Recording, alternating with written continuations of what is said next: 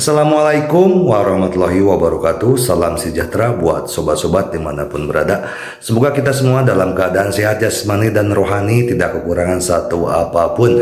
Amin ya robbal alamin. Bab 151-155. Setelah Lindong sepenuhnya memahami pentingnya kedua identitas tersebut, dia merasa bahwa dirinya telah benar-benar berubah. Dari seorang pecundang yang tidak memiliki apa-apa, bahkan memiliki harga diri yang rendah, kini ia tidak hanya memiliki kekayaan yang tak terbatas, tetapi juga memiliki status yang tinggi di negara. Anggota resmi tim A kelompok operasi khusus, ditambah anggota resmi tim Falcon dan Herring jika digabungkan, dapat dikatakan sebagai kepala provinsi dan kota serta panglima markas militer setempat. Harus sopan padanya. Tentu saja, untuk menerima perlakuan seperti itu, upaya mereka melampaui apa yang dapat dibandingkan dengan orang biasa, dan mereka seringkali harus mempertaruhkan nyawa untuk melakukan tugas. Selain itu, Su Wanli dan Zhou Zhenghua juga mengatakan kepadanya bahwa selama dia tidak melakukan pengkhianatan atau melakukan apapun yang merugikan negara dan masyarakat, kelompok operasi khusus dan Falcon akan menjadi pendukungnya. Dan di belakang kelompok operasi khusus dan Falcons adalah negara. Sekarang dia memiliki negara sebagai pendukungnya, dia juga dapat meluncurkan rencananya sendiri dan menghabiskan uang secara gila-gilaan untuk mendapatkan poin ilahi. Sekarang semua yang dia lakukan didasarkan pada kekuatannya yang kuat. Jika dia tidak memiliki kekuatan, apakah Su Wanli dan Zhou Zhenghua akan sangat menghargainya? Tentu tidak. Meskipun Lindong tidak mengetahui posisinya dengan baik karena kekuatannya meningkat terlalu cepat, persepsi mentalnya kuat dan dia bisa merasakan mata Su Wanli dan Zhou Zhenghua menatapnya, yang penuh penghargaan dan kegembiraan. Selain itu, Zhou Zhenghua masih ingin memikatnya ke dalam tim Vulture meskipun dia curang, yang membuktikan nilainya yang luar biasa. Faktanya, tujuan awal Lindong hanyalah bergabung dengan dua organisasi besar dan menjadi anggota non-staff. Dibandingkan dengan anggota biasa tim elit, anggota non-staff bahkan tidak sedikit berbeda. Tidaklah berlebihan untuk menggambarkan mereka sebagai dunia yang berbeda. Sumber kekuatannya adalah poin ketuhanan. Terus mendapatkan lebih banyak poin ketuhanan untuk meningkatkan kekuatannya adalah apa yang harus dia lakukan sekarang. Meskipun dia sudah sangat kuat sekarang, itu tidak cukup, setidaknya jauh di belakang Su Wanli dan Zhou Zhenghua. Selama seseorang lebih baik darinya, dia tidak bisa santai. Kapan kekuatannya akan meningkat hingga tidak ada orang yang lebih kuat darinya? Bisakah dia sedikit bersantai? Selanjutnya dia akan menghabiskan banyak uang di Kyoto. Di tempat seperti Kyoto yang harga tanahnya mahal, jika Anda membeli beberapa rumah, Anda akan mendapat banyak uang. Selain itu, Zhao Xuan terus mendapatkan poin untuknya di kota ajaib. Saya yakin dia akan segera dapat meningkatkan kekuatan mentalnya. Saat itu, kekuatannya akan mencapai level yang lebih tinggi. Saat Lindong merencanakan langkah selanjutnya, di sebuah rumah mewah di Kyoto, Qin Zheng memasukkan alamat situs web khusus ke komputer di kamarnya. Dia menghabiskan banyak usaha untuk mendapatkan alamat website ini, dan itu hanya dapat digunakan untuk 1 hari. Setelah 1 hari, alamat website tersebut tidak valid. Setelah memasuki situs web, dia memposting pesan. Hadiah 500 juta ditawarkan untuk membunuh pemain top di daftar harimau. Lokasi, Kyoto, Tiongkok. Setelah hadiah diberikan, Qin Zheng menunggu dengan tenang. Situs web khusus yang dia masuki disebut Dark Web, dunia bawah tanah internet. Apa yang terjadi di sini adalah beberapa transaksi curang, pembunuhan, atau penculikan, dan jumlahnya sangat besar. Orang yang memposting tugas di web gelap seringkali memiliki identitas yang bagus di dunia nyata. Mungkin mereka adalah tokoh politik dari berbagai negara, pewaris keluarga kaya, atau anak dari keluarga besar, namun mereka semua menyamar sehingga tidak ada yang mengetahui identitas aslinya. Mereka yang mengambil alih tugas tersebut adalah tim tentara bayaran yang termasuk yang terbaik di dunia bawah tanah global, atau mereka adalah pembunuh super yang bekerja sendiri. Setelah tugas yang diposting diambil alih, pemberi kerja akan membayar komisi ke rekening yang ditunjuk oleh platform. Ketika kedua belah pihak mengonfirmasi bahwa tugas tersebut telah selesai, platform akan mengambil sebagian dari komisi dan kemudian mentransfer uang tersebut kepada orang yang menyelesaikan tugas. Dan jika tugas tersebut gagal, komisi akan dikembalikan utuh kepada pemberi kerja. Dari awal hingga akhir, pemberi kerja dan orang yang melakukan tugas tidak akan bertemu atau menghubungi satu sama lain, sehingga lebih melindungi identitas pemberi kerja. Sejak berdirinya web gelap, karena tugas yang gagal sama sekali tidak berdampak pada pemberi kerja, semakin banyak pemberi kerja yang memposting tugas di sana, dan web gelap menjadi semakin terkenal. Saat ini, web gelap telah menjadi dunia kecil yang mendukung tentara bayaran dan pembunuh yang tak terhitung jumlahnya. Tim tentara bayaran dan pembunuh juga diberi peringkat berdasarkan tingkat kesulitan dan tingkat penyelesaian tugas. Mereka yang bisa menduduki peringkat teratas adalah sosok-sosok yang berkiprah di dunia underground global. Semua negara dengan tegas menindak jaringan gelap, karena keberadaannya, tokoh politik di negara-negara tersebut dapat menjadi sasaran pembunuhan kapan saja. Tapi tidak mungkin, alamat web gelap berubah hampir setiap hari dan dikelola oleh peretas top dunia. Tidak mungkin untuk memberantasnya. Dan web gelap masih terus berkembang dari hari ke hari. Qin Zheng diperingatkan oleh menantu laki-lakinya Zhao Xidao bahwa pengangkatan 10 tahun sudah dekat dan dia diberitahu untuk tidak menimbulkan masalah dalam waktu dekat. Dia tidak berani menghadapi Zhao Xidao secara terbuka, tapi dia tidak mau melepaskan Lindong. Kali ini Lindong datang ke Kyoto adalah kesempatan terbaik. Jadi dia memilih menggunakan web gelap untuk mempublikasikan tugas sebagai perusahaan dan membiarkan pembunuh terkenal internasional berurusan dengan Lindong. Akan lebih baik jika dia berhasil, bahkan jika dia gagal, itu tidak akan berdampak sama sekali padanya. Setelah Qin Zheng menunggu lama, masih belum ada tanggapan dari jaringan gelap, yang berarti tidak ada yang mengambil tugasnya. Dia sedikit bingung. Menurut pemahamannya, harga membunuh pemain top di daftar harimau adalah sekitar 300 juta, dan dia telah menaikkan harganya menjadi 500 juta. Masuk akal jika harga dinaikkan hampir setengahnya, seseorang pasti akan langsung diterima di web gelap. Dia juga menaikkan harga sedemikian rupa agar orang lain mengambil alih tugas itu secepat mungkin. Di luar dugaan, sudah hampir 1 jam dan masih belum ada jawaban. Apa yang salah? Qin Zheng sedikit bingung. Ini juga pertama kalinya dia memposting tugas di web gelap. Yang tidak diketahui Qin Zheng adalah bahwa membunuh suatu target tidak hanya terkait dengan kekuatan target, tetapi juga memiliki hubungan yang baik dengan identitas target dan lokasi pembunuhan. Misalnya, jika kita membunuh seorang pemimpin tertinggi di daftar harimau, yang satu adalah seorang penyendiri yang tidak memiliki kekuatan, dan yang lainnya adalah pewaris keluarga besar, kesenjangannya akan sangat besar. Perbedaan harga 10 kali lipat pun bukan tidak mungkin. Misi yang dikeluarkan oleh Qin Zheng hanya memiliki nama dan tidak ada informasi identitas rinci. Lokasinya adalah Kyoto, China, yang dikenal sebagai kawasan terlarang bagi tentara bayaran dan pembunuh.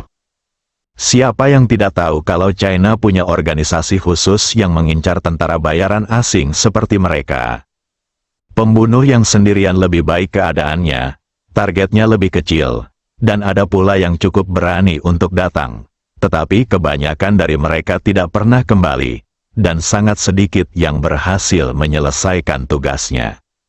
Tentu saja, tentara bayaran sama sekali tidak bersedia menerima tugas dari Tiongkok, karena mereka melaksanakan tugas hanya dengan sedikit atau selusin orang.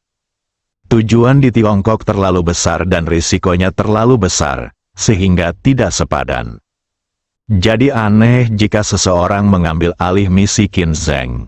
Orang-orang ini tidak bodoh. Jika Anda punya uang, Anda harus menghabiskannya seumur hidup, bukan?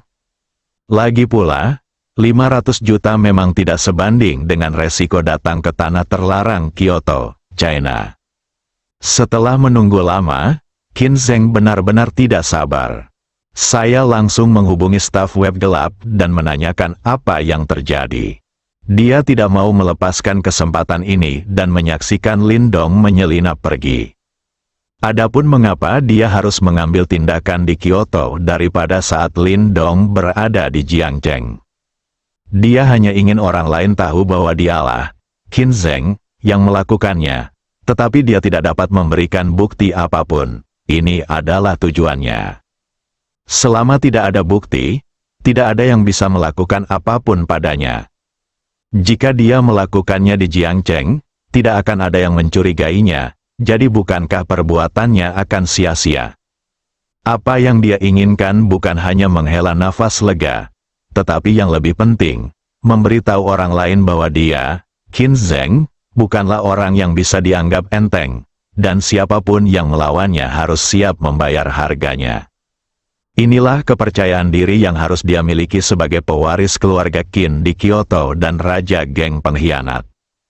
Karena Lin Dong, dia menjadi bahan tertawaan di kalangan Kyoto selama periode ini. Jika dia tidak mendapatkan kembali wajahnya, bagaimana dia bisa terus bergaul di lingkungan Kyoto?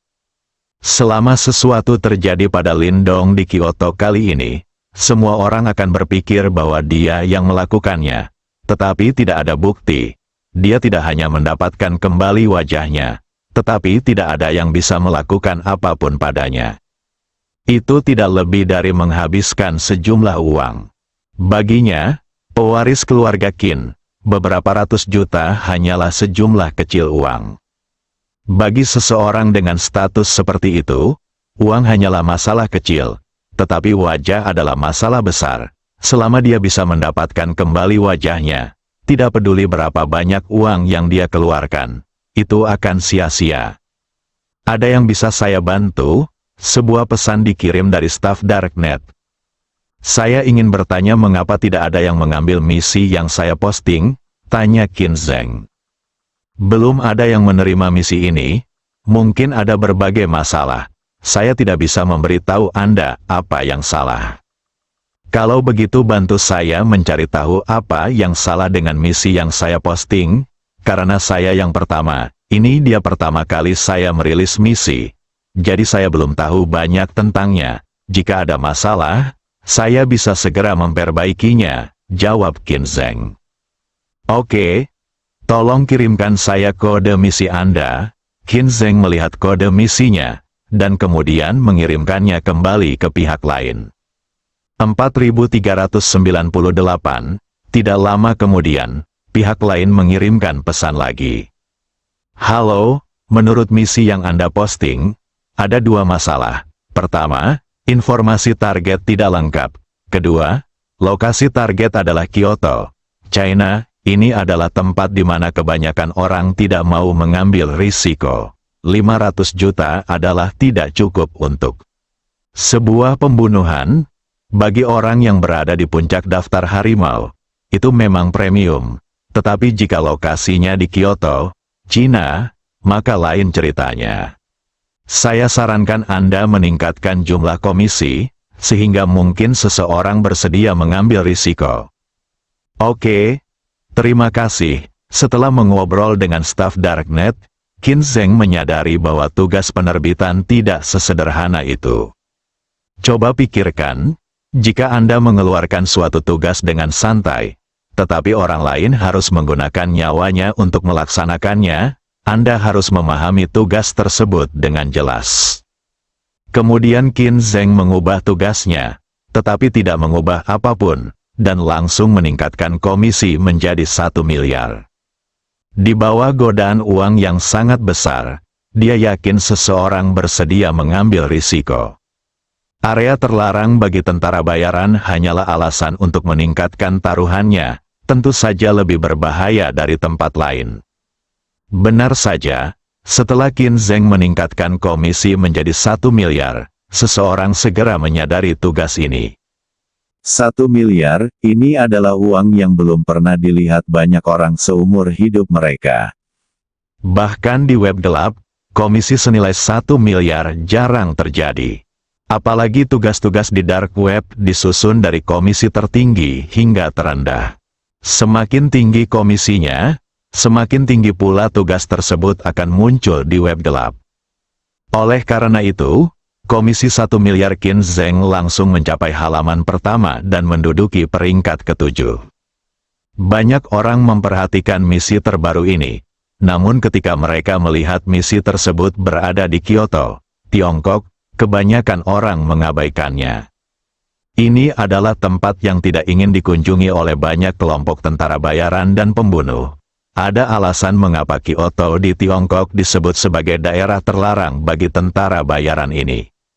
Ini adalah pengalaman yang mereka peroleh dengan darah mereka. Tentunya ada juga sebagian pendatang baru yang tidak takut dengan harimau dan ada pula orang gila yang sangat meremehkan hal tersebut. Orang-orang ini sangat membutuhkan hasil agar bisa terkenal di dunia bawah tanah global, dan dengan komisi miliaran dolar, risikonya memang sepadan. Selama Anda menyelesaikan pesanan ini, meskipun Anda berhenti, Anda akan dapat hidup bebas dimanapun di dunia. Oleh karena itu banyak sekali orang yang menanyakan tentang tugas ini, namun kebanyakan dari mereka adalah pendatang baru yang belum memiliki pengalaman apapun. Staf Darknet akan memilih orang terbaik untuk melakukan tugas ini berdasarkan kinerja dan kekuatan mereka di masa lalu. Tidak akan ada situasi di mana satu tugas dijalankan oleh banyak orang. Dalam hal ini, ketika tugas telah selesai, akan sulit untuk menentukan siapa yang menyelesaikannya. Orang lain hanya dapat terus melamar tugas ini setelah tugas tersebut gagal.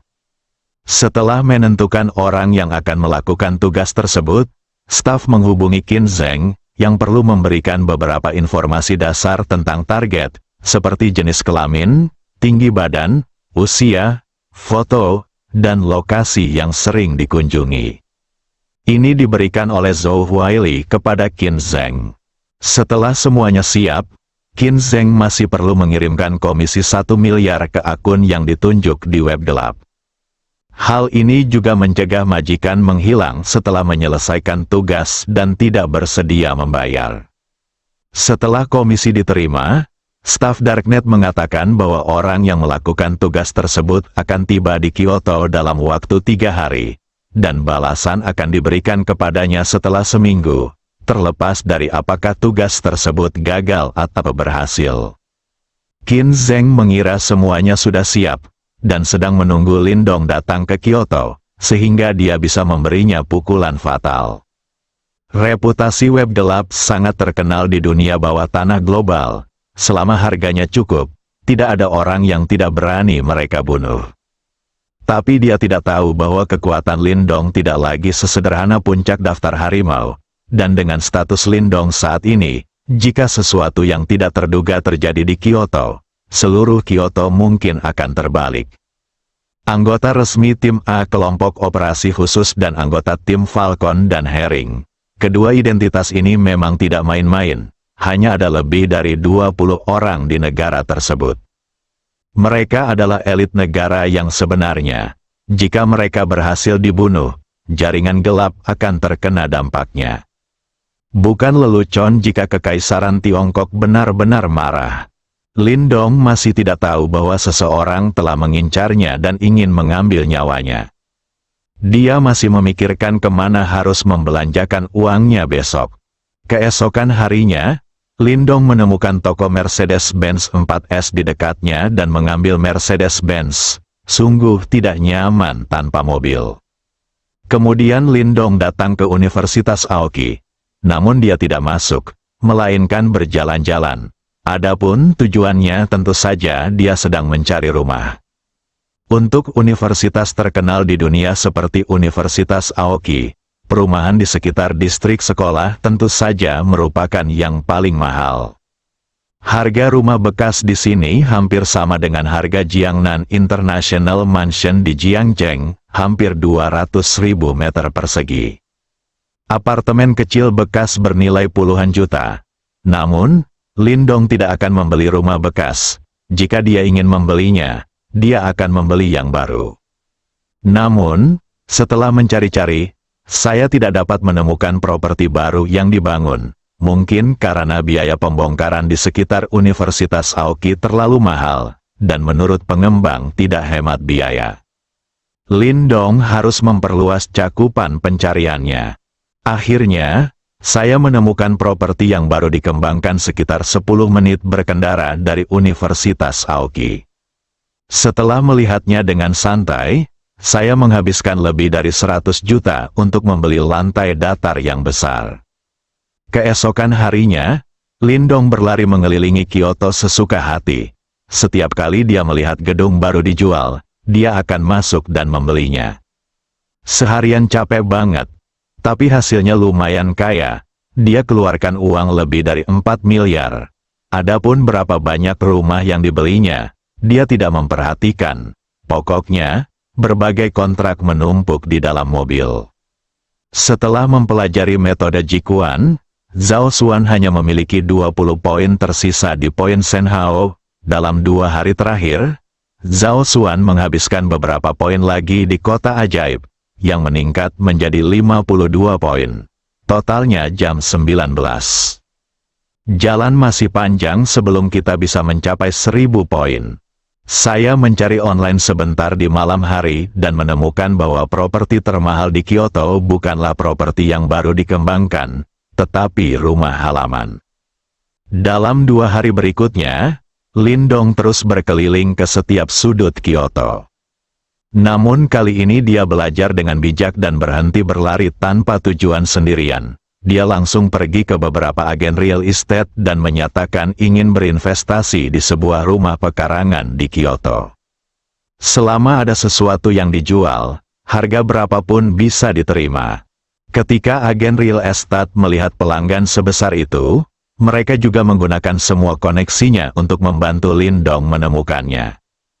Namun, rumah pekarangan adalah sumber daya yang langka di Kyoto. Semua orang tahu bahwa rumah tersebut akan bangkit, sehingga tidak banyak orang yang mau menjualnya. Dalam 2 hari, total 12 halaman rumah dibeli, masing-masing bernilai ratusan juta hingga 1 miliar. Ada satu set yang dikatakan sebagai halaman rumah yang sangat luas tempat tinggal seorang pangeran. Lindong membelinya dengan harga hampir 2 miliar. Dalam 3 hari, ditambah investasi Zhao Xuan di kota ajaib, poin Senhao telah meningkat menjadi 290 poin. Kalau terus begini, dia akan bisa meningkatkan kekuatan mentalnya dalam beberapa hari. Lindong awalnya berencana untuk terus membeli seperti ini, tetapi dia menerima telepon dari Zhou Limin, rektor Universitas Jiangnan. Tanyakan padanya apakah dia sudah sampai di Kyoto. Jika belum, segera datang. Lindong tidak punya pilihan selain mengesampingkan masalah ini terlebih dahulu. Tapi dia masih meminta beberapa agen real estate untuk memberitahu dia setiap kali ada halaman rumah yang dijual. Keesokan paginya, Lindong datang ke Universitas Aoki. Ini juga pertama kalinya dia datang ke universitas ternama dunia ini. Berdiri di depan gerbang Universitas Aoki, memandangi tanda pintu besar dan para siswa terbaik yang lewat bola-balik. Layak menjadi universitas terkemuka di dunia, momentum gerbang ini sendiri 1 tingkat lebih tinggi dari Universitas Jiangnan. Namun, Lindong tidak menyadari bahwa ketika dia berdiri di depan gerbang Universitas Aoki, sepasang mata sedang menatapnya tidak jauh. Pria ini bertubuh agak tinggi dan memakai topi tinggi. Sekilas dia tahu bahwa dia berasal dari luar negeri. Namun, di universitas ternama di dunia seperti Universitas Aoki, ada banyak orang asing yang belajar di sana, jadi tidak ada yang memperhatikannya. Lindong ingin masuk Universitas Aoki bersama mahasiswa Aoki tersebut, namun dihentikan oleh penjaga karena tidak memiliki kartu sekolah. Paman, saya di sini dari Universitas Jiangnan untuk pertukaran dan belajar. Biarkan saya masuk, Lin Dong berkata kepada penjaga. Kamu dari Universitas Jiangnan. Mintalah penanggung jawab sekolahmu untuk datang menjemputmu, kata paman penjaga. Terus terang saja, penjaga itu tidak mengizinkan Lin Dong masuk. Tidak ada cara lain, jadi Lin Dong tidak punya pilihan selain menelepon Zhou Limin. Tidak lama kemudian, Zhou Limin keluar dan membimbing Lin Dong ke sekolah. Teman sekelas Lin Dong, kenapa kamu lama sekali datang ke sini? Zhou Limin bertanya sambil berjalan mendekat. Kepala sekolah Zhou, maaf, saya tertunda karena sesuatu. Meskipun menghasilkan uang itu penting, Anda tidak boleh mengabaikan studi Anda.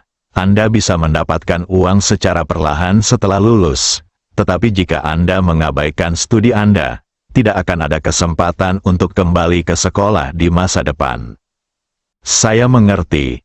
Kepala sekolah Zhou, ayo pergi, Huaili dan yang lainnya ada di kelas sekarang. Tujuan datang ke sini adalah agar Anda merasakan suasana belajar dan metode pengajaran di Universitas Aoki dan melihat di mana sekolah kami dibandingkan dengan universitas terkemuka dunia. Hanya dengan menemukan kesenjangannya, bisakah kita membuat kemajuan? Dimengerti. Kata Lin Dong. Meskipun dia mengatakan dia mengerti, dia merasa sedikit tidak setuju di dalam hatinya. Meskipun Universitas Jiangnan lumayan, namun tertinggal jauh dari Universitas Aoki. Hal ini tidak dapat diubah dalam semalam. Lin Dong merasa bahwa pertukaran akademis semacam ini hanya untuk melihat dunia, dan mencari celah adalah hal yang tidak masuk akal. Universitas Jiangnan tidak sebaik Universitas Aoki baik dari segi fasilitas perangkat keras maupun perangkat lunak. Lin Dong dibawa ke tempat kelas terbuka diadakan oleh Zhou Limin. Setelah membawanya masuk, dia pergi. Lin Dong hanya bisa duduk di kelas dengan bosan dan mendengarkan ceramah. Namun dalam hatinya dia memikirkan bagaimana terus menyia-nyiakan untuk mendapatkan lebih banyak poin. Beberapa mahasiswi dari Universitas Aoki sering menoleh untuk melihat Lin Dong. Sekarang Lin Dong bisa dikatakan benar-benar termasuk dalam level dewa laki-laki. Dia dulunya agak tampan, tetapi kesehatannya agak buruk dan dia memiliki harga diri yang rendah.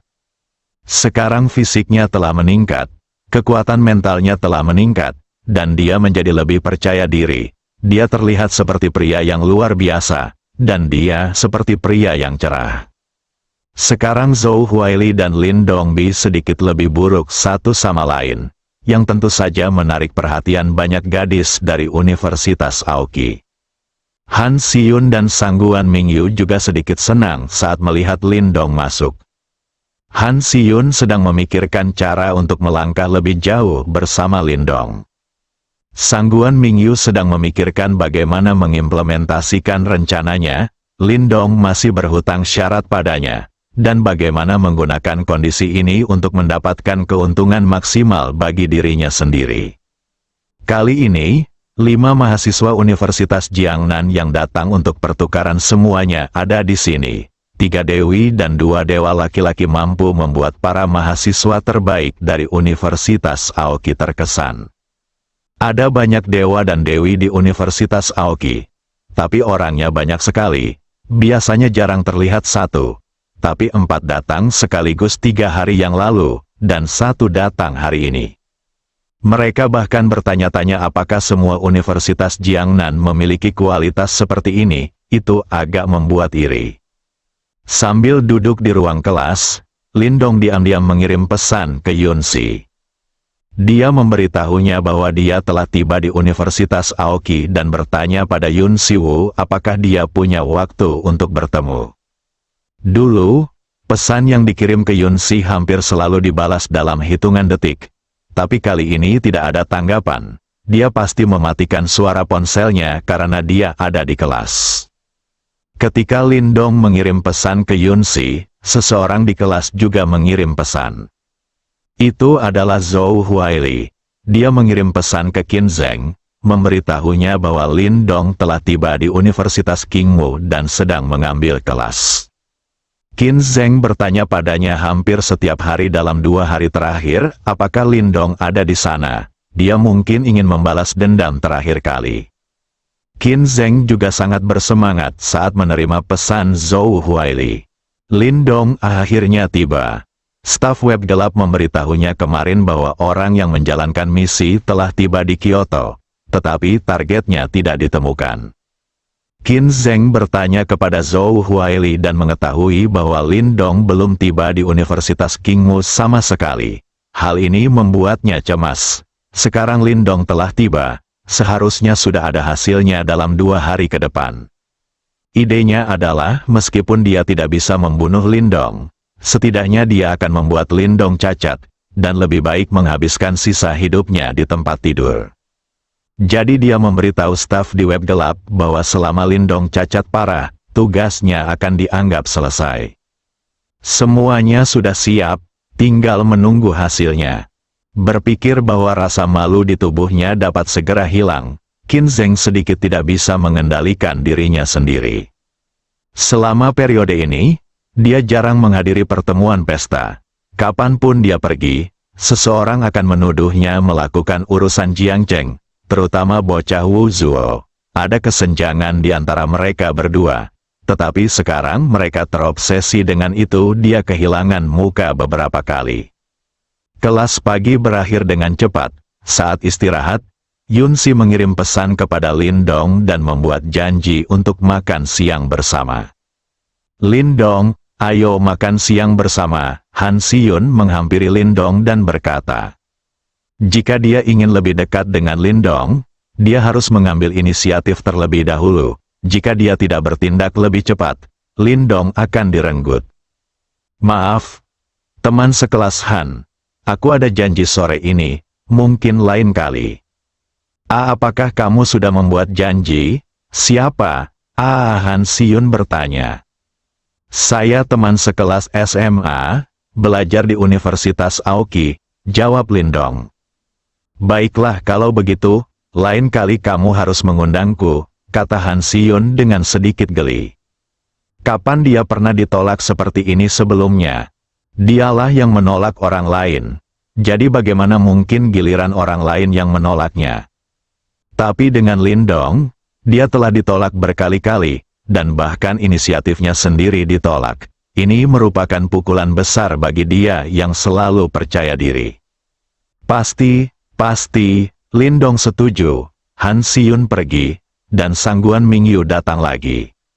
Lin Dong, jangan lupakan perjanjian di antara kita. Perjanjian apa? Lin Dong bertanya dengan ragu. Kamu masih berhutang syarat padaku?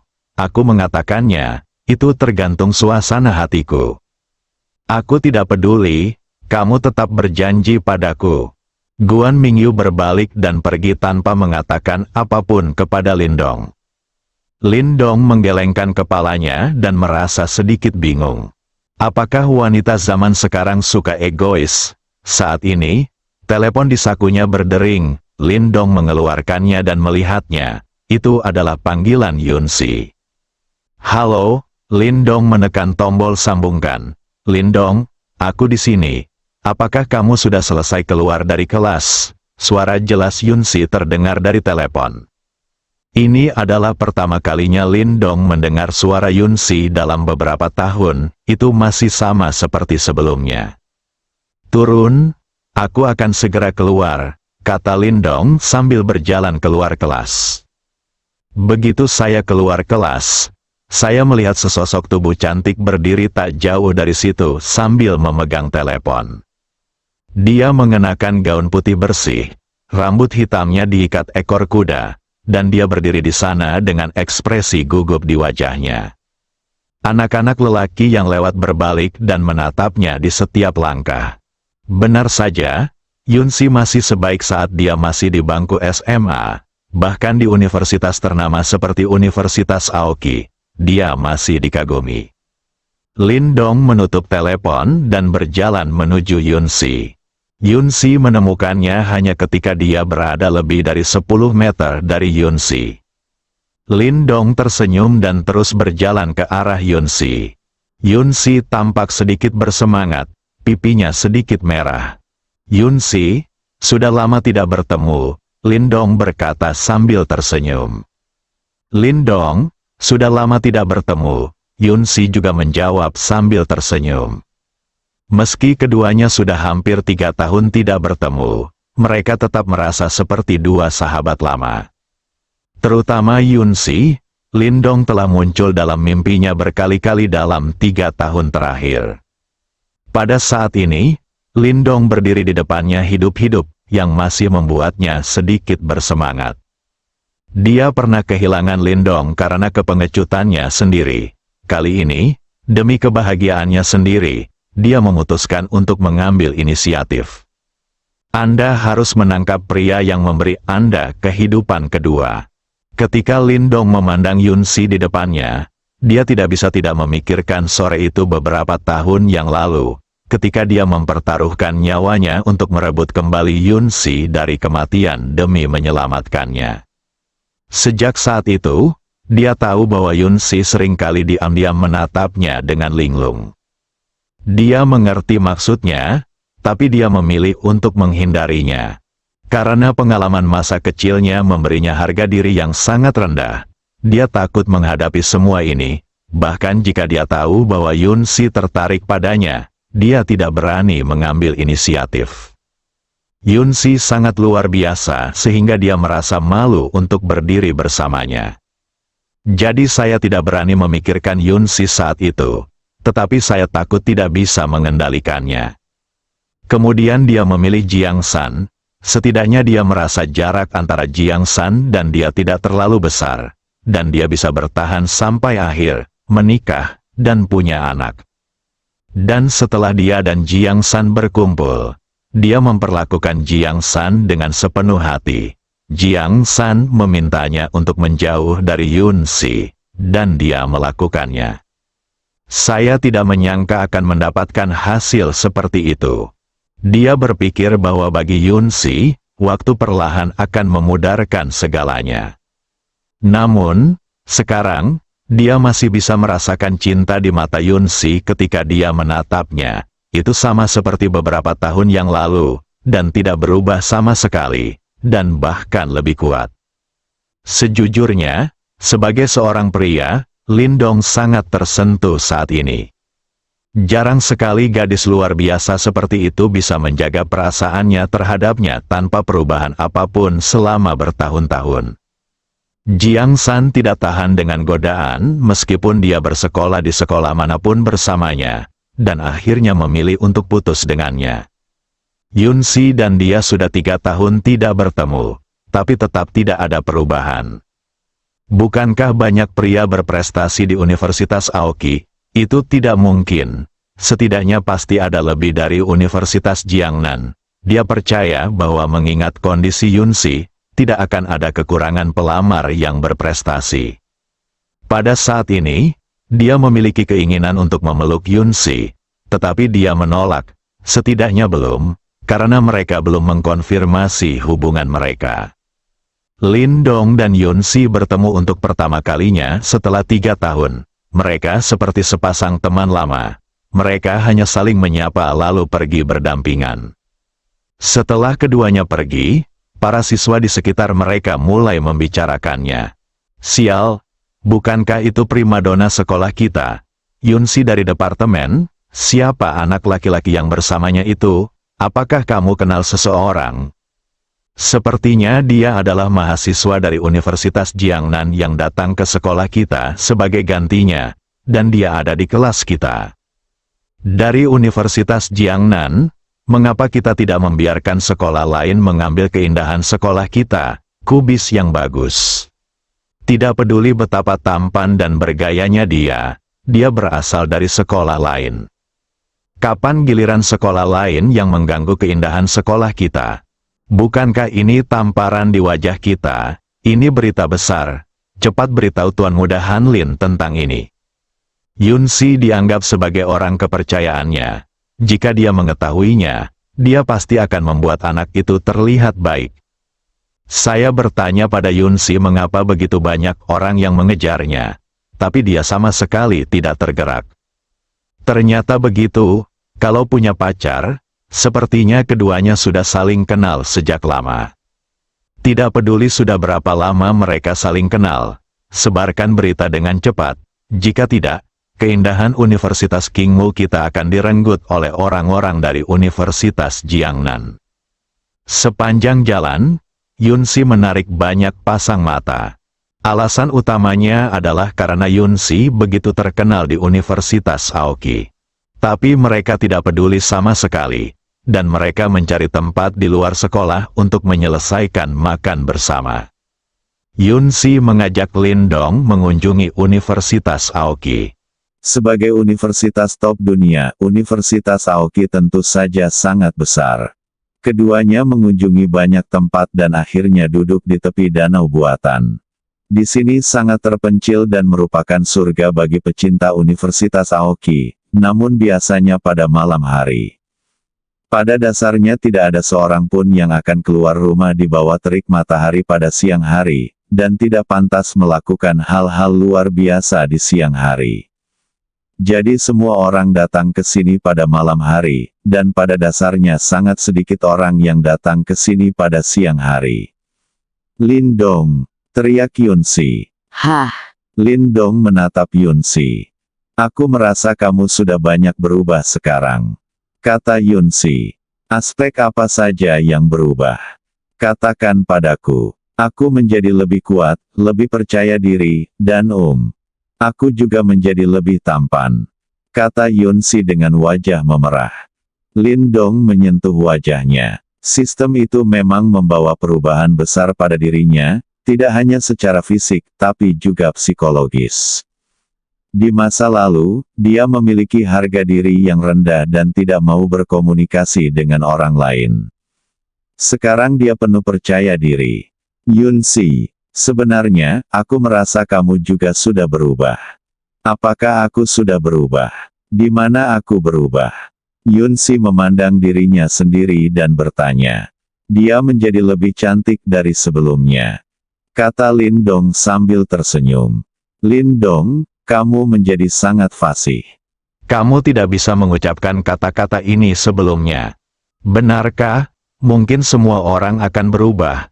Lindong, jadi begini. Sebenarnya, aku sudah melupakannya, aku hanya bertindak sedikit lebih cepat. Aku yakin orang lain akan menyelamatkanmu bahkan jika aku tidak ada di sana. Tapi aku tidak bisa melupakannya, Yunsi mengangkatnya. Kepala, menatap Lindong, dia berkata dengan suara rendah. Lindong juga tiba-tiba merasa ada yang salah dengan nada bicara Yunsi, dan menoleh ke arahnya. Keduanya saling memandang, Yunsi memiringkan kepalanya ke satu sisi dan melanjutkan dengan suara rendah. Aku mengalami mimpi buruk beberapa tahun terakhir ini. Dalam mimpi itu, sebuah truk besar melaju ke arahku tanpa kendali. Aku ingin lari, tetapi ternyata aku tidak bisa bergerak. Saat truk itu hendak menabrakku, sesosok tubuh muncul di sampingku, mengangkatku dan menjauhkanku dari jalur truk, bercucuran keringat. Aku takut melakukan ini, mimpi buruk, tapi setiap kali aku tidur, mau tak mau aku ingin mengalami mimpi buruk ini, karena aku bisa melihat sosok itu dan wajahnya di dalam mimpi. Aku takut bahwa jika waktu berlalu, aku akan menghancurkannya. Pelan-pelan, mimpi buruk ini bukan lagi mimpi buruk bagiku, karena aku tahu truk besar itu tidak bisa menabrakku. Aku hanya perlu memejamkan mata dan aku akan segera masuk ke dalam sebuah tempat yang hangat. Ketika Yunsi mengatakan ini, suaranya berubah dari suara rendah menjadi isak tangis pelan. Lindong merasa dia harus melakukan sesuatu saat ini. Jadi dia mengulurkan tangan kanannya, melingkarkan lengannya di bahu Yunsi, dan membiarkan kepalanya bersandar di bahunya. Adegan ini kebetulan ditemukan oleh pasangan yang lewat tidak jauh dari situ. Setelah memastikan bahwa pihak lain adalah Yunsi, mereka segera mengeluarkan ponsel mereka dan mengambil beberapa foto. Ini berita terkini. Yunsi, si cantik kampus Universitas Aoki, sebenarnya berkencan dengan laki-laki di kampus. Dan menyandarkan kepalamu di bahunya, sekali pesan ini terkirim, ditambah dengan beberapa foto pasti akan membombardir seluruh jaringan kampus. Lin Dong dan Yunsi sama sekali tidak menyadari bahwa foto mereka telah diambil. Yunsi, aku tahu maksudmu, aku sudah mengetahuinya sejak awal. Tapi saat itu, aku penakut, kecil, rendah diri, pengecut, dan tidak berani menghadapinya. Sekarang aku tidak bisa, tapi tolong beri aku sedikit waktu lagi. Aku dan aku Jiang San baru saja putus. Dan situasinya juga sangat buruk sekarang, kamu juga telah melihatnya di antara teman sekelas. Meskipun aku berperilaku tegak dan duduk tegak, aku tidak ingin kamu seperti itu dikritik dengan cara apapun. Saya tidak ingin mereka berpikir itu kami. Tidak adil bagi Anda bahwa Jiang San ditinggalkan setelah kita bersama. Saya ingin memberikan yang terbaik. Percayalah, baiklah. Aku akan menunggumu, bisik Yunsi. Bersambung.